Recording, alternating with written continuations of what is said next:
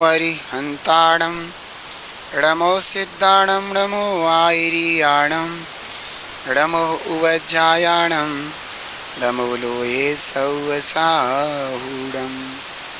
बोलो 24 तीर्थंकर भगवान की, पंच परमेष्टि भगवान की, महावीर भगवान की, जिनवाणी माता की, गौतम गणधर देव की, आचार्य श्री कुंद कुंद स्वामी की, आचार्य श्री शांति सागर जी महामुनिराज की, आचार्य गुरुदेव श्री धर्मभूषण जी महामुनिराज की, आचार्य श्री सम्यक्त भूषण जी महामुनिराज की। भव्य आत्मन, आज हम आपको गुड़स्थानों के बारे में बताएंगे। ये ध्यान रखना, गुड़स्थानों की सारी चीज़ों को अच्छे से समझने का प्रयास करना। गुणस्थान, गुण जमा स्थान, अर्थात गुण माने भाव और स्थान माने जगह। इसका मतलब ये हुआ कि जैसे भाव वैसा स्थान, उसका नाम गुणस्थान। अब गुणस्थान 14 प्रकार के होते हैं।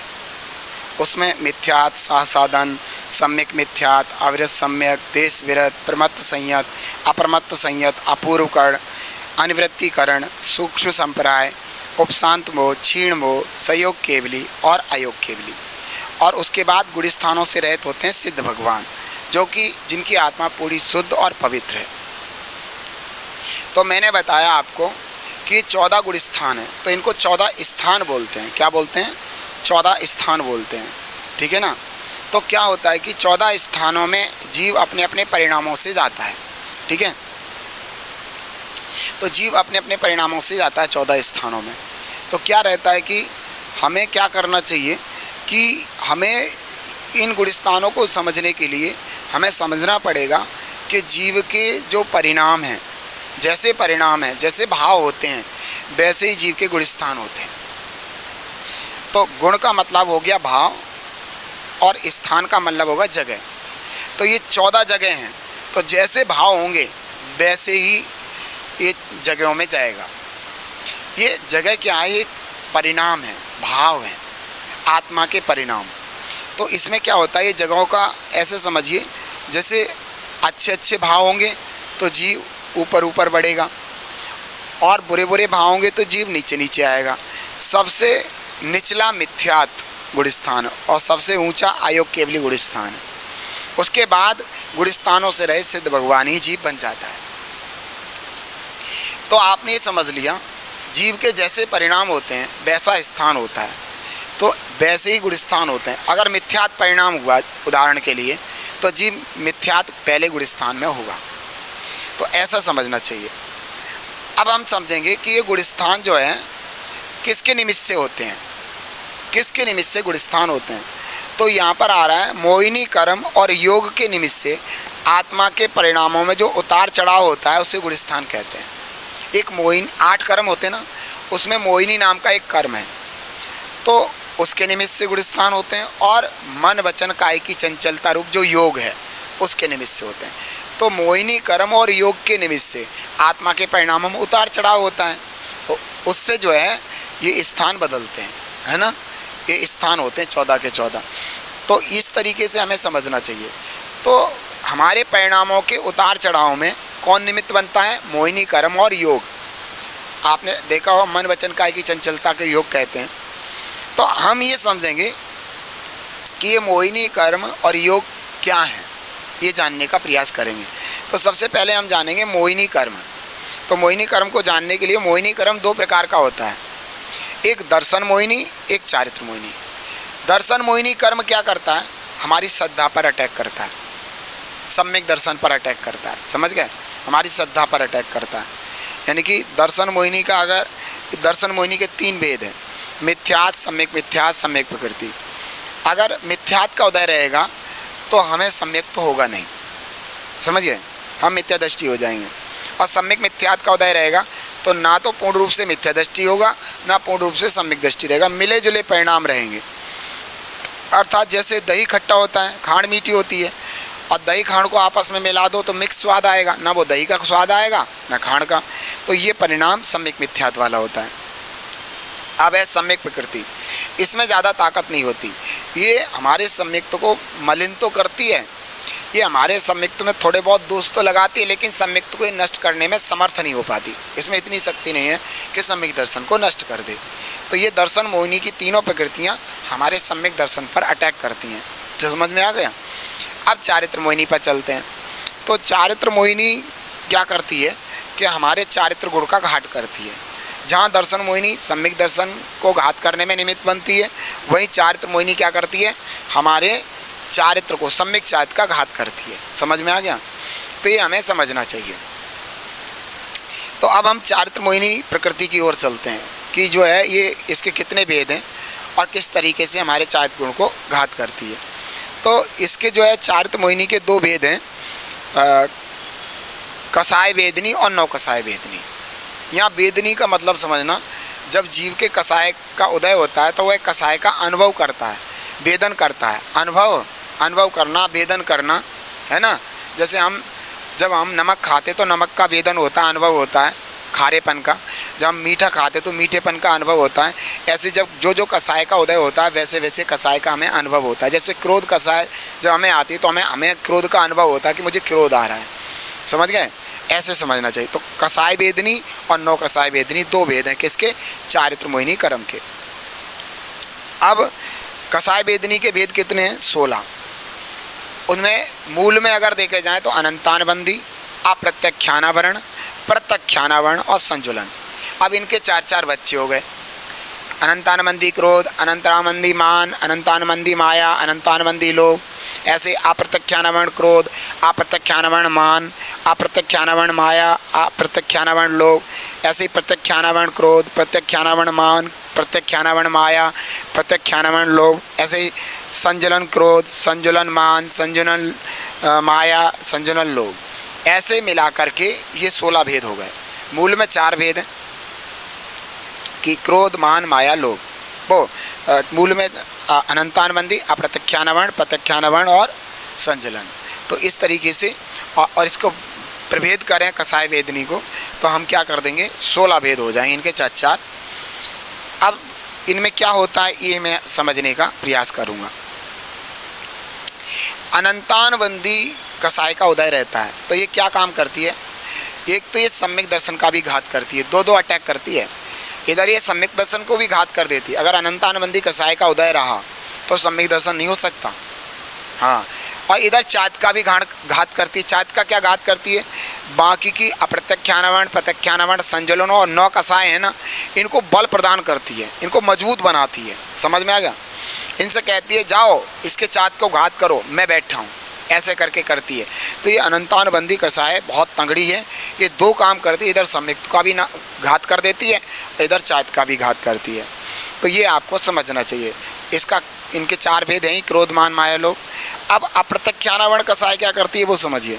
अप्रत्यख्यानावरण कसाय इस शब्द में ही छिपा हुआ। आ माने किंचित, प्रत्यख्यान माने त्याग, आवरण माने पर्दा। ये किंचित माने एक देश त्याग में आवरण डाल देती है, पर्दा डाल देती है। यानी एक देश त्याग भी नहीं होने देती तो सर्वदेश त्याग कहाँ से होने देगी? तो ये किसका? पापों का।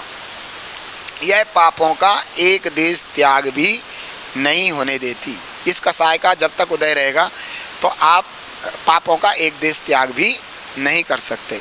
तो ये काम करती है। चारित्र गुण का घात किया कि त्याग करेगा तो चारित्र गुण बढ़ेगा, और जो है अप्रत्यख्यानावरण कसाय का उदय रहेगा तो एक देश चारित्र का भी, मतलब एक देश पापों का भी त्याग नहीं हो सकता, और पापों का त्याग होगा तब चारित्र होगा। तो ये काम करती है। इसके भी 4 भेद हैं, अप्रत्यख्यानावरण क्रोध, अप्रत्यख्यानावरण मान, अप्रत्यख्यानावरण माया और अप्रत्यख्यानावरण लोभ। अब प्रत्यख्यानावरण कसाय क्या करती है? प्रत्यख्यान माने होता है पापों का पूर्ण त्याग। ठीक है, प्रत्यख्यान माने क्या होता है? पापों का पूर्ण त्याग, और आवरण माने पर्दा। तो ये कसाय क्या करती है? पापों के पूर्ण त्याग पे पर्दा डाल देती है, अर्थात महाव्रत नहीं होने देती। पापों का पूर्ण रूप से त्याग नहीं हो सकता। इसके रहने पर पापों का एक देश त्याग तो हो सकता है, लेकिन पूर्ण देश त्याग होकर के महामुनिराज नहीं बन सकते। समझ में आ गया? तो ये इस कसाय का काम है कि मैं पापों का पूर्ण त्याग नहीं होने दूंगा। एक देश पड़ा रहो लेकिन पूर्ण त्याग नहीं होने दूंगा, अर्थात मुनिराज नहीं बनने दूंगा। इसके भी 4 भेद हैं, प्रत्यख्यानावरण क्रोध, प्रत्यख्यानावरण मान, प्रत्यख्यानावरण माया और प्रत्यख्यानावरण लोभ। अब संजुलन कसाय क्या करती है? अब संजुलन कसाय जो कहते मुनि पड़े बन जाओ और महाव्रती हो जाओ, सर्वदेश चाहत के दाढ़ी भी हो जाओ, लेकिन ये क्या करेगी? ये कहेगी मैं तुम्हें आत्मा में लीन नहीं होने दूंगा।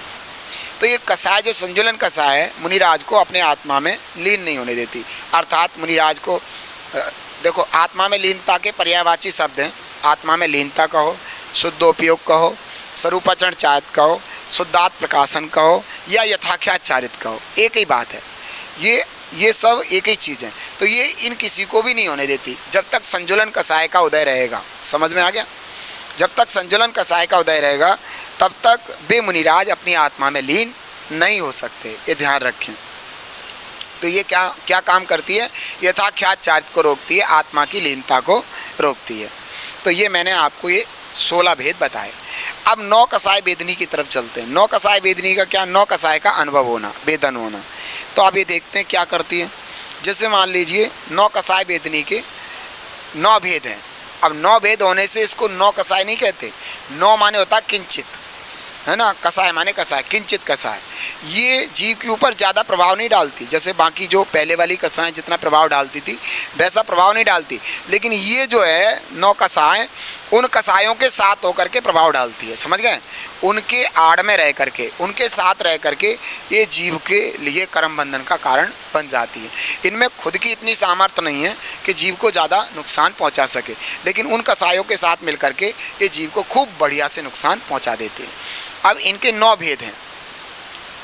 तो हास्य, जैसे हास्य के द्वारा, हंसना आदि के द्वारा जो है एक कसाय है।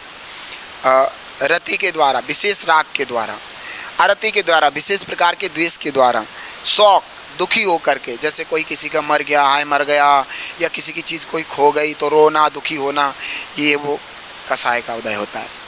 तब ऐसे काम होते हैं और ऐसे काम करते हैं तो फिर वो कसाय का बंध हो जाता है। समझे? वैसा बंधन कर्म का हो जाता है। भय, डरना, डराना, ये सब चीज़ें।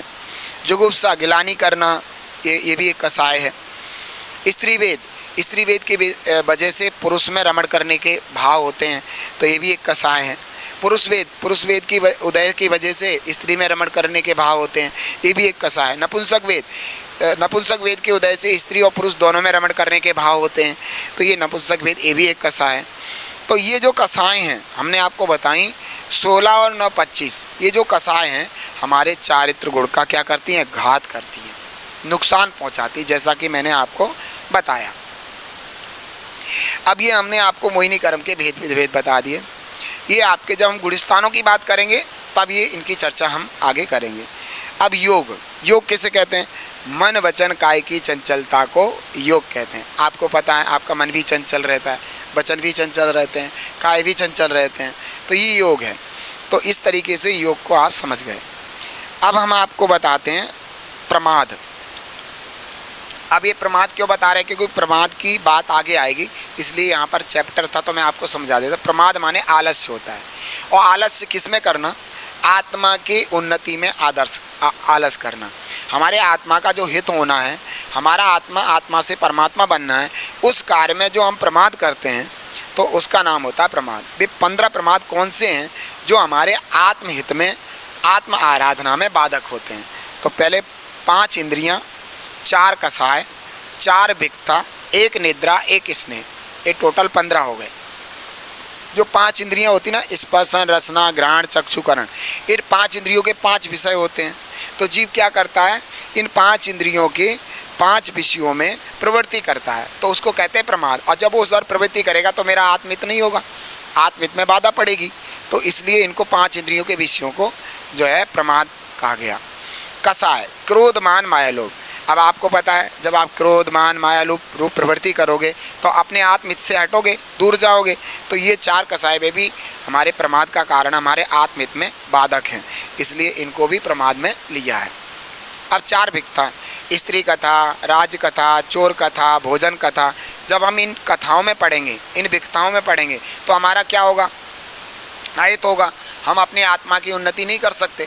स्त्रियों के स्वरूप का चिंतन करते रहेंगे या उनकी बातें करते रहेंगे तो आत्मा की तरफ कहाँ बढ़ेंगे।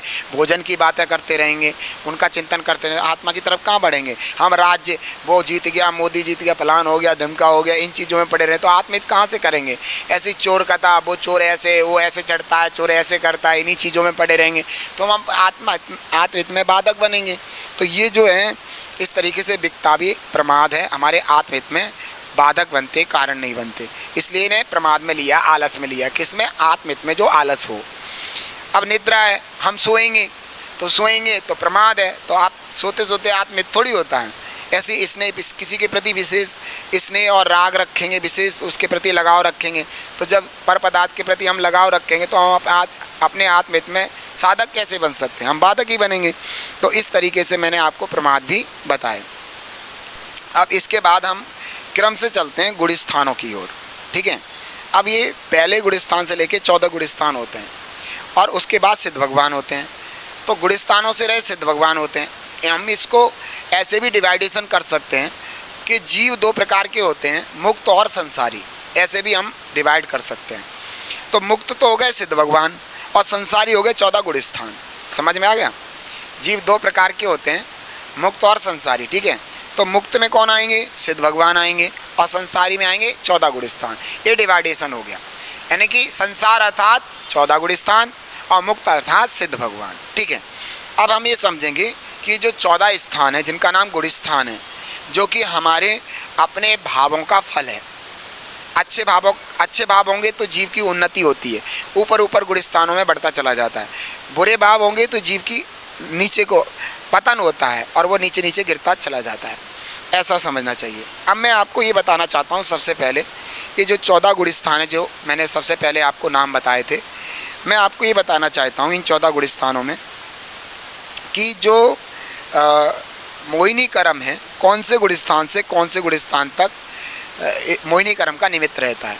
ऐसे ही योग है, मन वचन काया की चंचलता, कौन से गुण स्थान से कौन से गुण स्थान तक रहती है। मैं आपको ये वाली बात बता देता हूँ।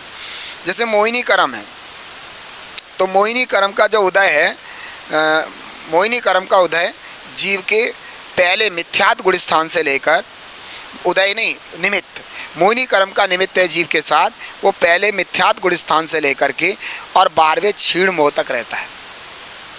समझ में आ गया। तो ये 12 गुण स्थानों में मोहिनी कर्म का जो निमित्त पाया जाता है वो पहले गुण स्थान से लेके 12वें गुण स्थान तक पाया जाता है। अब योग का निमित्त कहाँ तक पाया जाता है? योग का निमित्त पहले गुण स्थान से लेके 14 के 14 गुण स्थानों तक पाया जाता है। तो मैंने आपको ये बता दिया कि योग का निमित्त पहले गुण स्थान से लेके 14 गुण स्थान तक रहता है और मोहिनी कर्म का निमित्त पहले गुण स्थान से लेके 12वें गुण स्थान तक रहता है। ये बात अपने दिमाग में अच्छे से बिठा लो।